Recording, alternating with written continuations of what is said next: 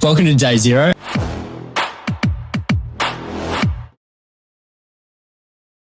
Welcome to the Day Zero podcast. I'm very pleased to introduce to you today Tom Georgiou. Tom has joined us as a director and head of buyer agency services here at FOUNDIT. Tom, welcome not only to the podcast but to the wider FOUNDIT team. Thanks for having me. Thanks, Ben.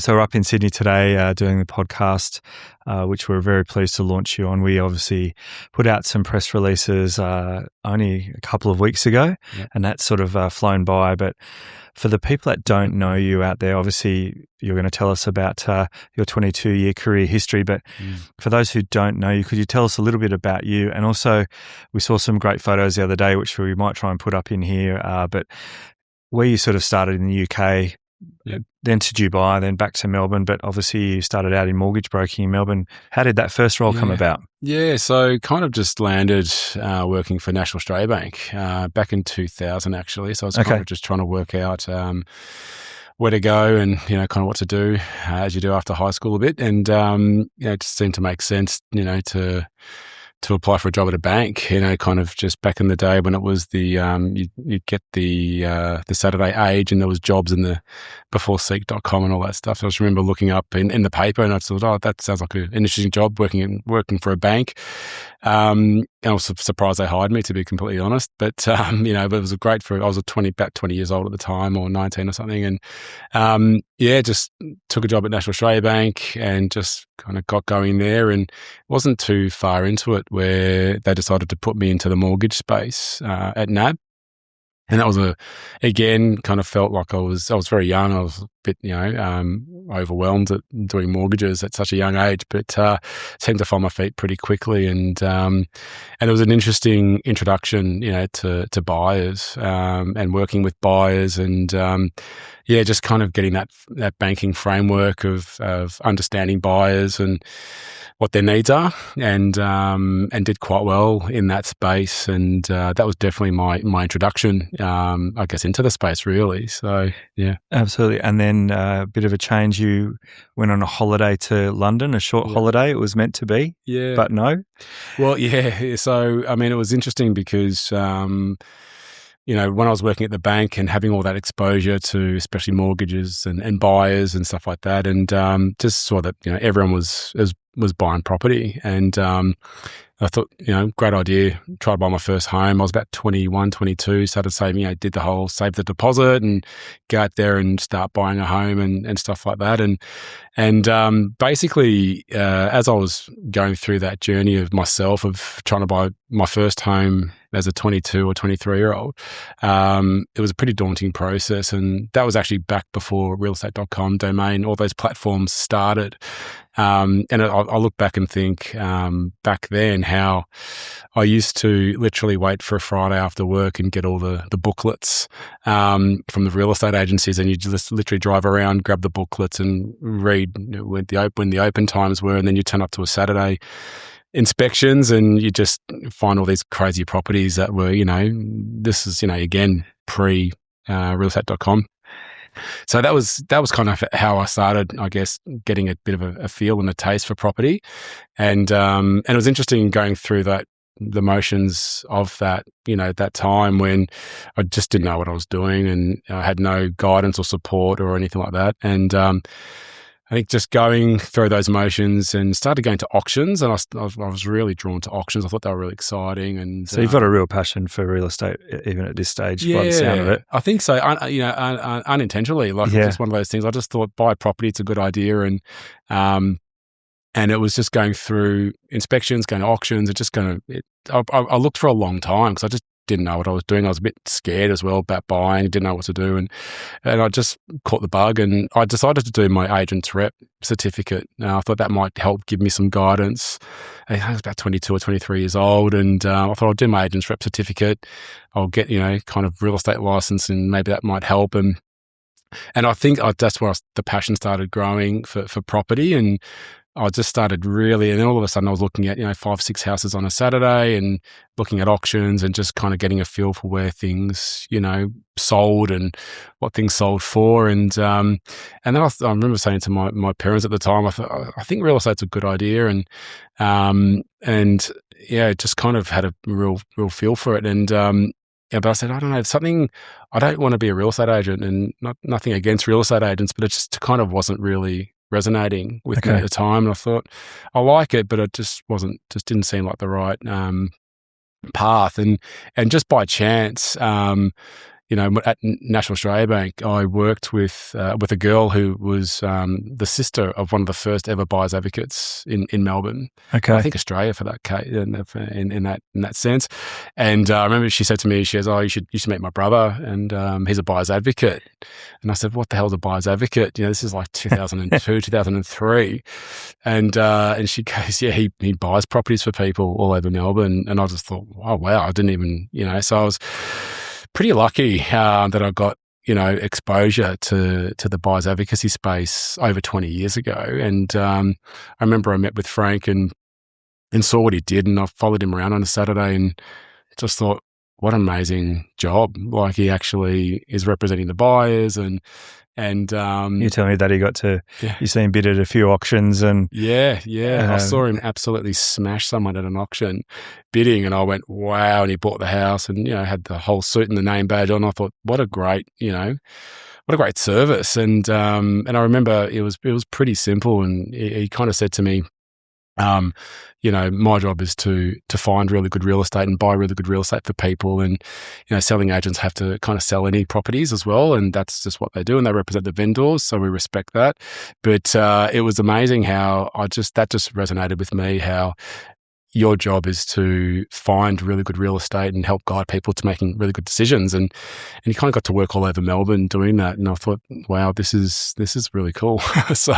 And then you had a stint in London before you came back to Melbourne, right? So what were you doing over in London? So that's when, so basically I kind of made a decision that's definitely a space I want to explore. And I thought, right, before I do that, I might just have a quick holiday and slide into a moment. A lot of people understand and know this. And I said, right, I'm definitely going to have a crack at this whole buyer's advocate space, and went to the UK just for, the plan was maybe 4 to 6 weeks holiday, and started in London. And again, I literally landed in London and just fell in love with it like day one. And it was just so exciting and an amazing city. And I thought, oh God, here we go. I'm meant to be going back home and looking at this buyer's advocate space. And I've kind of fallen in love with London unexpectedly. And because my mother's English, so I've got residency. My dad's Greek, so I've got easily residency over there. So I therefore decided to start my career in London. So I just decided to stay. And it was interesting because at the time, Foxtons were huge, and they still are pretty big over there. And I just remember seeing all the Mini Coopers, all the branded Mini Coopers zipping around London, and all the real estate agents just running around and doing what they do. And I thought, wow, that's definitely the company I want to work for. So that's where I started. Fantastic. Yeah. And then did you do a stint in Dubai as well on the way back? I did. So did my couple of years in London, and kind of had to make the call of where to go and what to do next. And it was interesting, kind of came back to Melbourne initially, and coming back to Melbourne after London was a bit of a culture shock, Yes. And then I found out a lot of my London contacts had made the move to Dubai. It was a real emerging market, and they were like, you've got to come over here. This place is amazing. Okay. And this is kind of circa 2008 by about then. And so I thought, geez, let's, don't die wondering. So I gave it a crack and went there and kind of did that in like another 2 years, about 4 years in total. I did roughly between London and Dubai, but and the markets are different there, where like for example with London, your job is to find buyers and introduce them to properties. And same with the Middle East or Dubai. It's a very similar system to the US, where you're kind of more of a broker or a realtor, and you can sell or you can buy, if that's similar to the US. But in that time, I always worked with buyers, and that was always, I guess, my strength. And I think coming from that mortgage background and into the UK and then into Dubai, I just always had that strong connection with buyers. So never got on the sell side actually. So yeah. Interesting. And then, so obviously calling you back to Melbourne after that, absolutely. then your sort of Melbourne career truly began. Absolutely. In the buyer agent space, or advocacy as it is called in Victoria. But that's when it really kicked off. So was that around sort of 2010? Yeah, it was around, I think, 2009, 2010. So I always had this pull to come back home and do advocacy. And I think that's because of when I first discovered it in the early 2000s. But I definitely came back, and I think Dubai was a great experience. It was a very different experience to London, but that was definitely not a forever place for me. And I came back to London, and that's when I started with Frank, and I basically said, all right, I'm ready, let's go. And that's been a few years kind of in the making, but let's do it. And came back and started working with Frank, and we had a great working relationship together. But this is your kind of third start, I guess, in essence. We were talking about it. You've absolutely sort of, we call it Day Zero, the podcast. This is Day Zero times three. Yeah. Okay. So you've obviously got great contacts in Melbourne, but you're brand new to the space after 4 years of being away. And I guess there's a lot of people that may be watching this that want to become a buyer's agent or want to be better. You had to work super duper hard in the first 2 years. Can you tell us a little bit about what you did to, get that success as fast as you could? Yeah, it was interesting because, I mean, I know a lot of people do move around a little bit in the industry and maybe, change agencies or companies, whichever. And I know the experience I gained in London and Dubai was amazing, and I learnt so much there. But it was very, very hard kind of going there, starting from scratch, going back, starting. So I did have a few bit of stopping in, starting. And it was hard to kind of build a whole new network quickly in these new countries. But what it teaches you to do is build a network quickly as well. Absolutely. So again, unofficially, I didn't, plan that. But then when I came back to Melbourne, it was literally, all right, heads down, let's go. This is home. This is where I'm going to set, the rest of my career. And I literally got back and just really went for it. And it was 6-7 days a week, really hard hustle, start from scratch kind of. I mean, I did already have a network in Melbourne. Yes. But it was literally starting again. And a lot of people do it from agency to agency. I did it from country to country. So it was a lot of stopping and starting. And so when I got back, I think like 2009, 2010, we're around there. I worked for a dynamic team, and we were really, doing some serious business back then, and all over Melbourne. And we had a great team behind us and that we were working with, and we just went for it, and we were really, really dominating in the market back then. And I had a good 5 years with Frank and the team. And then it just got to the stage, I think, where, it was kind of heading in different directions, and a sense of me being probably more passionate about working with the home buyers, and maybe Frank being more passionate about working with investors and stuff like that. And I like to do more home buying and investing for clients as well. And also started getting really into the development space and started working with developers too. And that's when the time came to, I think, start my own advocacy. Yeah. So that was a big day, putting up your own sign outside the office and getting underway. Yes. And so how did that sort of start out for you? Obviously, you built a great team over time, and some great people behind the scenes as well. Absolutely. What were some of the differences from being an advocate on your own and working for someone to managing a business and being an advocate at the same time? Yeah. I mean, you think you're busy as an advocate, and then you become a business owner and you're an advocate as well. And it is, it's an interesting model, the buyer's advocate business, because I think you never realize what it takes to be an advocate. Because when you're starting out, and a lot of the advocate industry are sole operators or one or two people, and it's when you're an advocate, you never know what's involved until you actually jump in and do it yourself. And then you realize how much time you have to invest in running a business, and you are everything, especially at the beginning. And when you're starting out on your own, and it started out with me and had some admin support, and then I kind of grew to a couple of people in my, 3 of us in total in year 2.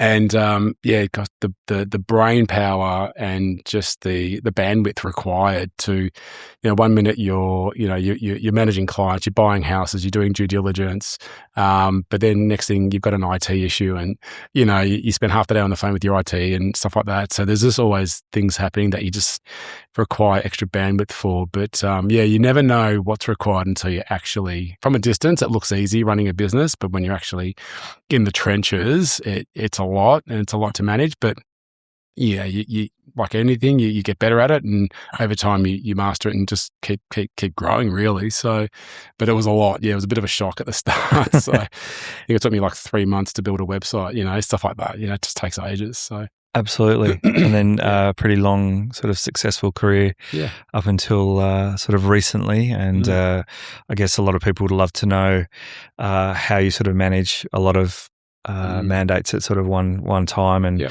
manage clients. And I guess you were telling me about that it needs strong communication. Can you elaborate on that a little bit? Obviously, you've got to have that as a great skill to carry the amount of properties that you were searching for and purchasing each year. Yeah, absolutely. And my ethos has always been, do a great job for your clients, and that's the best marketing that you can do for yourself. And it's one of those things, we never marketed ourselves. So I said to someone last year, I think I'm the least marketed person in real estate. So yet we managed to buy 153 properties in 1 year last year. So, and I think where that comes from is, again, just your core belief of just looking after the client. They're entrusting you with the biggest decision, one of the biggest decisions, definitely the biggest emotional and financial decision pretty much of their life. So, it's an honor to get that. It's an honor to get someone to trust you, to guide them and represent them to do that. And that's always front of mind, that you just want to do the best job you can for everyone, and naturally, as you're doing that, they are just becoming your biggest fan as well. You're on a journey together, and you're both working towards the common goal. And from that, your business just ripples and snowballs from there, because you do a great job for someone, they tell 2 or 3 people, and then they tell 2 or 3 people, and next thing you know, you're doing 50, 100 properties a year, and it just kind of naturally and organically grows. But it just all comes back to doing a great job, and not rushing, being patient with people, communicating nonstop with people. Like when I'm working with my clients, they hear from me regularly. I always joke and say, you'll be sick of me by the time you buy a house. And which is true. You are in constant communication with your clients, and you have to be, because you just want to make them feel comfortable, and during the journey, because it's a stressful time for them. Hence why they're engaging help to help them through that.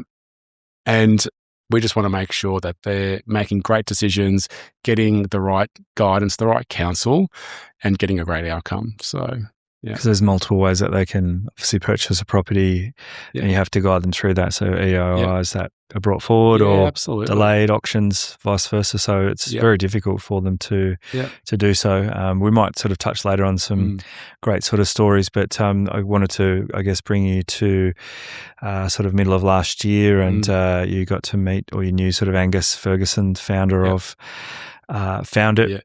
And you started chatting about what we were doing over here at FOUNDIT, and it sort of, I guess, developed from there. What really sort of drew you towards FOUNDIT in the first place when you first kind of saw what we were doing? Yeah, absolutely. So it was quite interesting, and again, these kind of moments keep happening. I find, like, what's the odds of working with the sister of one of the first buyers advocates in Melbourne, and then all of a sudden, getting introduced to the team at FOUNDIT, and we got, unexpectedly introduced. And I did know Angus from when he was an agent, selling agent a while back. And we kind of reconnected through a mutual contact. And he said, I think you should meet with, with Ben and Joel and Angus. And I think they're doing something pretty interesting in the space. And I said, great, happy to have a chat, and it was interesting how I first met the guys and met you all, and you rolled out, I guess, the tech and the platform and I said, finally someone's coming into the advocate space with some good systems and processes, and because unfortunately with the buyer's advocate space, no one's really tackled it, and we don't have great systems, and I've got 50 different subscriptions to do my job, and it's very clunky. And I thought, finally someone's coming in with some tech, and it's going to make things a little bit more easier and automated, and kind of saw what you guys were doing, and I said, great, that looks great. Let me know when it's ready, and we'll subscribe. And, yeah, I remember that. No worries. And I said, yep, that looks cool. That could probably need some work, and blah blah blah. And then and I said, cool, call me when it's ready. And then you guys all said, well, no, we're actually wanting to build a national buyers advocacy around the tech. And I thought, oh wow, that's really interesting, because the kind of couple of things that was always in the back of my mind was firstly, Compass, which is an amazing business and company in the US, which was started by an Australian, where they just built incredible platform and interface, and they just built incredible agency around that. And I've been following them for about 10 years, and I thought, hang on a sec. So this is kind of like Compass, but for buyers advocates in Australia. And I thought, this is interesting. And by the way, people, if they want to go and check out Compass, it's a great, amazing story. And as you said, started by an Australian. If you want to do some research into that, years ago, it's well worth any of the listeners or watchers of this podcast going and checking that out. A tech-enabled real estate agency. Brilliant. Amazing. Yeah. And they've nailed it. And I think they're probably worth something like $3.5 or $3.6 billion, market cap at the moment. So it's obviously done pretty well commercially. But that's been a really interesting story to follow. And I remember back probably, maybe 2017, 2018, around there, where the agency kind of broke out on the selling agent side of things. And we saw that break out in Sydney and Perth and Queensland, and they came to Melbourne as well. And I remember speaking with a couple of advocate friends of mine, and I thought, what a great model for selling agents. And I thought, geez, that would be a really good model for if someone did that in the advocate space. And that was many years ago. And I guess that's probably the first thing that caught my attention with FOUNDIT was these thoughts that I kind of had in my head. And I'm thinking how someone's executing this now. I thought this is quite interesting. And I think our dealings were probably against every business principle, where people would say, because we just started collaborating. I found myself going home, I was thinking about it a lot. And I'm running a business at the time, a buyer's advocate business at the time. And, kind of caught myself just really thinking about where this could potentially go or what this could potentially do. And I couldn't help thinking about it, and kind of just got the creative juices really flowing, and caught myself keeping calling you guys and just saying, hey, let's chat about this. And we were unofficially collaborating in the background. And it was interesting to see put some of my insights and get your insights. And I feel like, the collaboration that we did probably over maybe 4 or 5 months, unofficially, and kind of where it got to in a short period of time. And it demonstrated to me that you're a great team, people I can work with. And I like the fact that this thing was building kind of unexpectedly again. And then, kind of made the decision that this is a great model, and this is definitely something I want to do. And what a great extension of my career as well. And, taking this industry, taking this space and taking it to the next level. And finally, there's a model and a business model and a team that can do that. And I got very excited over that prospect, and here I am. So, I remember the collaboration well. And you would come in and say, I've had a couple of thoughts, and but that would be pages and pages of notes. So I could see why it was keeping you up at night in a good way. And obviously pros and cons and things that need to be fixed in the industry. And I guess a lot of it is around, sourcing and digitizing elements of what we do as an advocate. So where do you sort of see, obviously you've seen the rollout of our tech so far, and you're talking to other buyer advocates in Australia who might want to join the FOUNDIT brand, but what are some of the things that you like in the tech that will help advocates and agents out in the market? Absolutely. Well, there's the tech, there's so many different elements to this ecosystem that we've built. And it's interesting because what I love about the team and you guys at FOUNDIT is it's all about what's the problem and how do we fix it. And that was, and it's amazing how when you sit in a room and you start, talking about all the challenges in the buyer's advocate space. And I've always said it's actually an amazing service with one of the worst business models. And when we all sat down and started workshopping the problems and the challenges, I mean, the service that we provide clients is great, but the challenges that we face as advocates in a commercial sense, it needs to be better. And, things like it is a very lonely industry. Like you are on your own a lot. Yes, you're working with clients, but you spend a lot of time in your car. You're looking at houses, you're going to meetings, and it's hard. It's a very autonomous role. We get that. And there's just not a lot of collaboration. I mean, I had a team, we had a team of 7 people and we barely saw each other a lot of the time, because we're all out on the road doing our thing. So, when we sat down and said, right, first and foremost, the buyer's advocate business, it's an unsaleable business. You're putting all the blood, sweat and tears into a business. And unfortunately, real estate businesses don't have a value unless you do rentals, as we know. And not a lot of advocates do rentals. It's a very, very tough gig. So you're putting all this effort into the business and you think, well, it's not going to really be worth anything one day. So all these challenges with the space. And then what I love about what we're doing at FOUNDIT is, first and foremost, you've built an amazing platform because I don't know about all the other advocates out there, but I'm, sending Excel spreadsheets to clients with properties just seems like it's so outdated, and it is.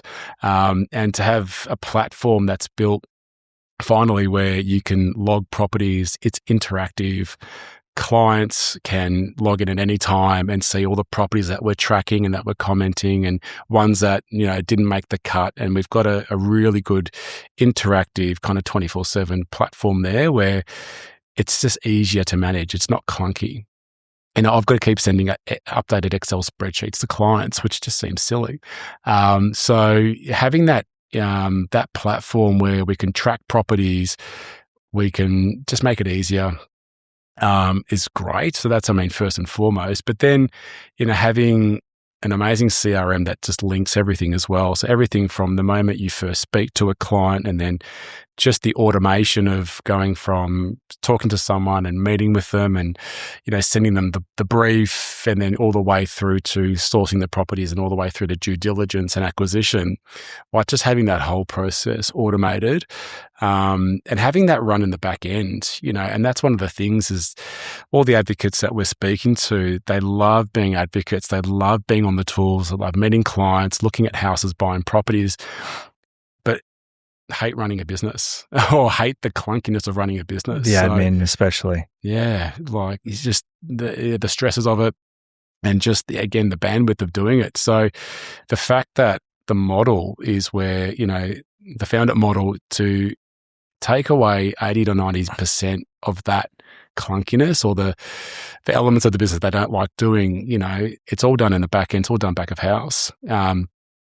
It's amazing. It frees up the advocates to do what they do best, which is work with people, buy houses, source houses, and just have all the non-productive stuff for them done back of house, which is a model that just makes a lot of sense. So, but the tech is a beast in itself, and you could talk, that's another 10 podcasts to talk about how good that is and how great it's going to be. And we'll definitely get to that when it rolls out in a few weeks. Exactly. We'll definitely get you to talk about that. Yeah, which is good. So, it is going to redefine not only how advocates do business, how advocates work with agents and work better with agents, but how Australians buy properties. It's going to really change the space, and that's what's really exciting.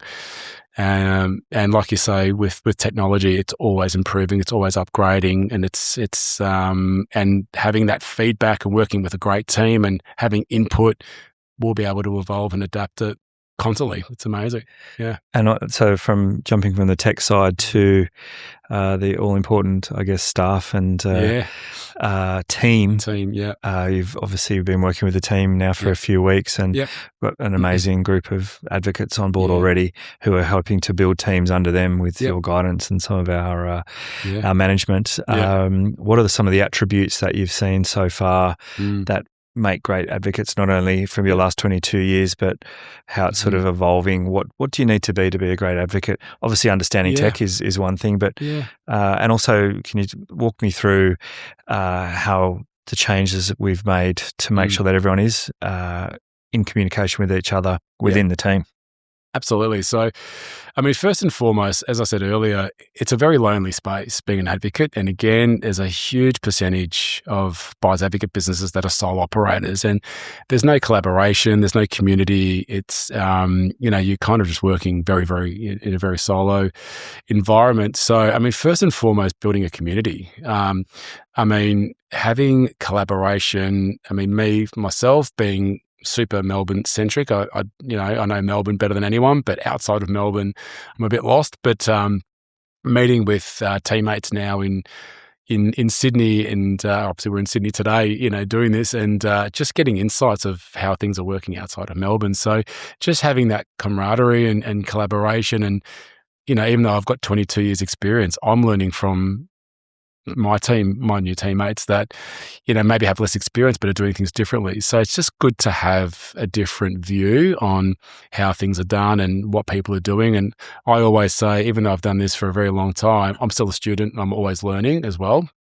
So I think in terms of that's where the community that we've built, I mean, I think we're already at 19 people. Absolutely. Already. After just under a year as well. Yeah. And I mean, without even officially rolling out yet until pretty much just the last, kind of couple months. But I mean, obviously the team's growing. We've got great systems, great people back of house as well that are running the business too. But in terms of the talent that we're seeing, I mean, it's gotten to the stage now where, obviously people now know what we're doing. A lot of people are contacting us and saying, what's this? What's this all about? How is this different, et cetera? And, when you've got, it's again, technology, we've got AI, which is going to be scaling the business as well, running in the back end, it is a very, very different beast that we're building, and it's exciting. But in terms of the advocates that we're dealing with and that are on board, I mean, first and foremost, they've just got great personalities. Okay.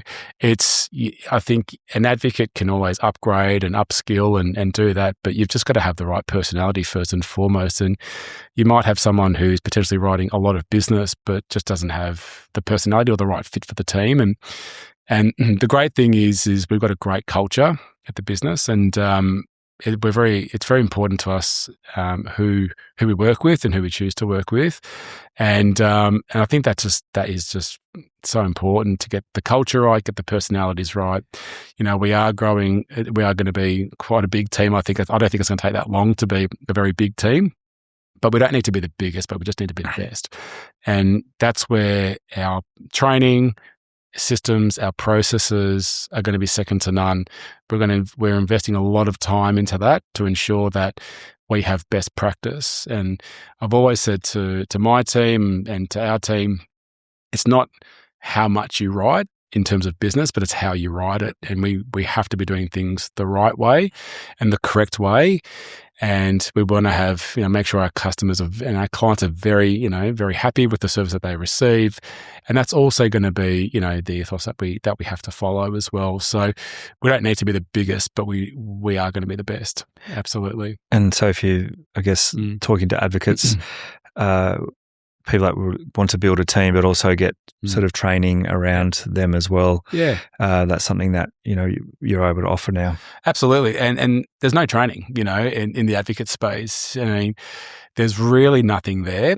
You get little drips and drabs here and there. But again, the selling side, there are training events all day, every day. Yes. Big conferences, everything. Advocacy is forgotten. I feel like it's been a very forgotten industry. I mean, it's a booming industry.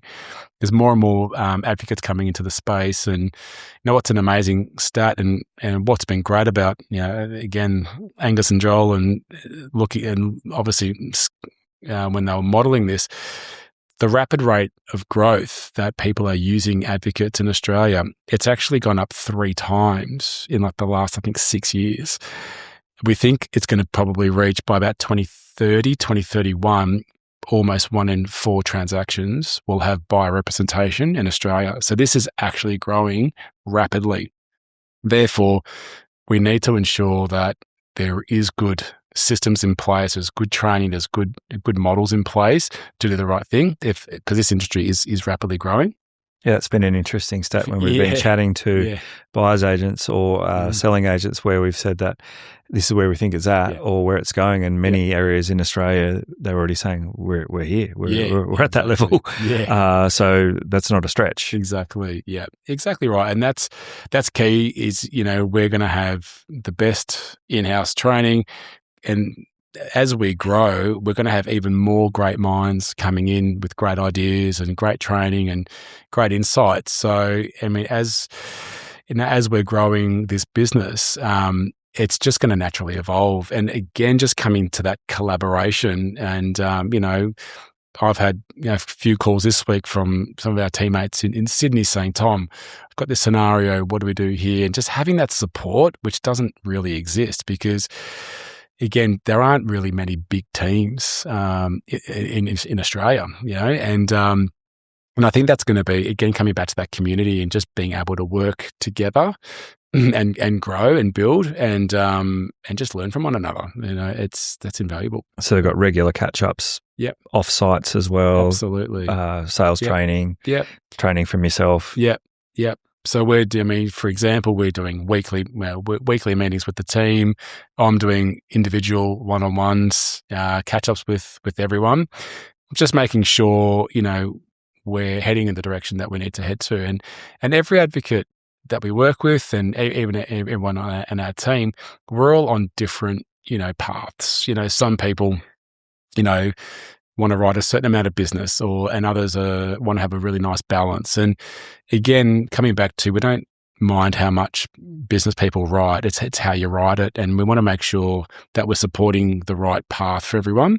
And I'm okay if someone says to me, Tom, I want to, do a really, really good job and I want to have a great balance and spend time with my family and all that stuff. Great. Let's, how does that look and how do we model that to get you there and so forth? Because this business, you can be a bit of a victim of your own success. And if you're great at your job, the business ripples and multiplies very quickly. And all of a sudden you're getting very overwhelmed. And that's the beauty of the structure here that we've got is we can support people who want to work as a solo operator or within a team or within a bigger team, or people who get to the stage of their careers where they actually just want to grow the team and mentor people themselves. So, and that's a beauty with the ecosystem. And, we've got one of the best chairmans in the country that we can't announce just yet. But we've got some other great announcements as well. Coming up. Yeah, absolutely. But when it comes to sitting down with one of the, some great minds and one of the greatest minds, especially in Melbourne, that when it comes to how to scale a business, how to run a business, if people do want to grow a team within the ecosystem, there's all the support there to do it and the structures. And we've just got, an incredible board, and you're sitting in a room of great minds that can help you and support you. And that just doesn't exist at the moment. Yeah. And which is amazing. Some of the other sort of industries that are out there are kind of quite linear and the way that you'd sort of go about the business. But what's been so much fun and enjoyable for me is talking to some amazing people around Australia, but they're all very different and at different stages of their career or, as you just mentioned, their goals. And we're able to cater for that. Yeah. So no one is a cookie cutter situation. We look at everyone individually and, as you said, help them scale or do what they're doing better. So we think we can do what you do every day, but using technology to be better and take on more business. Absolutely. So I think that's what is exciting people. Do you think that's something that is resonating out in the market, that they can maybe write some more money for this, similar amount of work? Yeah, and I think it's structuring people in the fashion that they want to be structured. So, as I said, there'll be people who are going to be writing an obscene amount of business, and there's the structure, support, there's the technology, the automation. It's all there to support that. And other people that just want more balance and and have a great lifestyle as well. So, when it comes to, I guess, the model that we've done, again, just taking away the tasks, the administration tasks. And I mean, this is a heavy administration job, taking away the tasks that, people don't like doing and having that kind of outsourced back of house where we've got specialists that are doing that part of the business. It's going to free people up and have that more freedom. And I remember when I was an advocate, working for someone, compared to being an advocate and a business owner, there is a very, very it's a very, very different space, and you do operate with more sense of freedom when you're just focusing on the tools and actually being an advocate, not running a business. So, and it's the people that want to get back to that, because we've spoken with a lot of advocates and the pain points seem to be pretty consistent, where a lot of people were an advocate, became a business owner, and funnily enough are circling back and saying, I just really don't like the running of the business at all. And that's the people that we're talking to. They just actually want to get back to the freedom of being an advocate and doing what they enjoy the most. And we can support that. And then there are other people we're speaking to who have been an advocate for quite a while. And they're like, I'm at the stage now where I want to develop a team and mentor people and build that team. And it's like, great, we can support that as well. So we're going to have lots of people in different states on different journeys, which is exciting. And we're going to bring them all together under one roof, which is also exciting. Amazing. So, and then I know one of the things that you're pretty passionate about, as we are, is our research team. Yes. So since we started chatting middle of last year and we had sort of a single report, tell us how that's evolved, and you've had a bit of input into that as well, and how we've got Kent on board. Oh, yeah. Well, I mean, having, probably the best mind in the country in terms of research with Kent Lardner, he is just unbelievable. So, when someone's sending you suburb statistics at 5 a.m. in the morning, you know what you're dealing with. So it's incredible. And he loves it. He's passionate about it. There's no one better. And having that back-end support, and, as we know, there's research is crucial, and as we're data driven, and it does help make great decisions. So when you are looking at, especially for investors who are maybe looking at different suburbs or different areas to focus on and target for their investment goals, and also home buyers as well, it's great to get a view on what is happening in those regions. And as we know, as advocates or buyers agents, there are three markets that exist, and there's the macro, where it's great to get a bird's eye view on what's happening in that region or in that pocket. And then there's also the micro. It's about breaking it down and saying, great, good to see what's happening with the macro, but what's actually happening with the individual property? I want to see what's happening with this particular property that I want to buy. How is this property kind of tracking? And then there's your circumstantial market, and it's great. We've got this property, we like it, but what's the market doing right now on this campaign for this property? Is there 3 bidders, 3 challengers? Is there 7 challengers? So you have to approach all 3 sectors when you are approaching an acquisition on a property as well. And all the macro and the micro data might say one thing or the other, but then the circumstantial instance is different, and all the data saying one thing, but then you've got 11 people who are bidding at an auction for one house. Yes. So you do have to work through those different tiers of the market, but having amazing research at your fingertips, and having, again, one of the best minds in the country when it comes to property data and research, and having that accessible all the time is fantastic. So yeah. I think we've probably only sort of scratched the surface, as you said, of the technology in this discussion, and it's another whole nother thing. Yeah. So we've got a lot to cover off, and when we're chatting to advocates as well, it is a lot for them to take in, and we have to normally go over it in a few sessions. So I think we'll have to do the same with the podcast. Yeah. The technology, it requires its own test drive, and I'm still learning about it, and it's great. It is fantastic, and it's just going to make things a lot simpler, a lot easier, and automated, which is great. It's just going to help free up a lot of time. Yeah.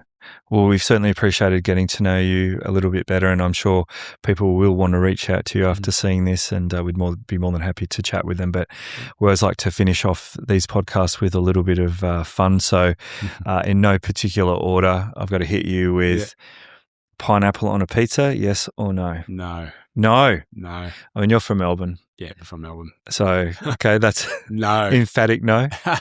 No, okay. Not at all. All right, excellent. And this is always a controversial one. What's your favourite emoji, or do you use emojis? Oh, gosh. My favourite, and probably this is, coming from my Greek background, is this one, the hand that does this, which is like, what do you mean? That's probably my favourite. Yeah. And what's something that people may not know about you? Oh, gosh. You've thrown me off there. That people don't know about me. I think something people don't know about you is that you drove a flower covered Mini through the streets of London. Gosh, yeah. I had a Mini Cooper covered in flowers. Foxtons used to change their branding every 6 months, and they used to re-sticker their cars. And I think the first one I got was a flower power kind of version. So that was my first Foxtons Mini car in London, and everyone was like, "Great car, mate." And I'm like, "Yeah, cool." But the perfect car for the middle of London, right? Oh, it was the perfect car. Yeah, it was very good. So, gosh, where do you start? Exactly. Well, Tom, thank you so much for joining us, and we look forward to having you on our next podcast when we talk about all things technology. Thank you. Thanks, Ben. Thanks so much. No worries. Cheers.